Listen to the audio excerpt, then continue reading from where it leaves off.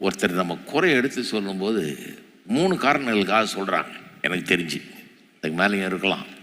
ஒன்று நம்மளை வெறுக்கிறாங்க, பாய்க்கிறாங்க, நம்மளை பேரை கெடுக்கணும், நம்மளை நாசம் பண்ணணும், நம்ம இருக்கவே கூடாது அப்படின்னு நம்மளை பற்றி ஒரு வெறுப்பு, பகை, பொறாமை இதை வச்சுட்டு பேசுகிறாங்க. அது ஒன்று, அது மெயின் குறை சொல்கிறவங்க.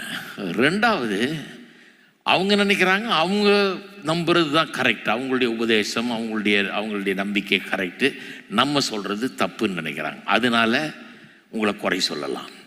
அது அடுத்த லெவல்.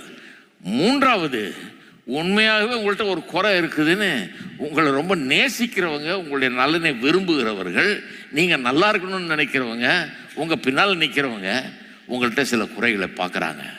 ஐயோ, இதை சொல்லாமல் போனால் இவர் ரொம்ப கெட்டு போயிடுவார், இவர் சொல்லாமல் போனால் இவர் இருக்க வேண்டிய விதத்துக்கு இருக்க வேண்டிய நிலைக்கு வரக்கூட முடியாது, இவரால் அந்த அளவுக்கு உயர முடியாது. அதனால் அவர்கிட்ட இருக்கிற அந்த குறையை நம்ம போய் அவர்கிட்ட பகிர்ந்து கொள்ளுவோம். ஏன்னா அவரை கட்டி எழுப்புறதுக்கு தான் நம்ம சொல்ல போகிறோம், அவருடைய நல்லதுக்காக சொல்ல போகிறோம், அவரை நல்லா வளர செய்கிறதுக்காக நம்ம சொல்ல போகிறோம்னு சொல்லி அந்த நல்ல உள்ளத்தோடு சொல்லுவாங்க. அதுதான் கன்ஸ்ட்ரக்டிவ் கிரிட்டிசிசம்னு பேர், இல்லையா?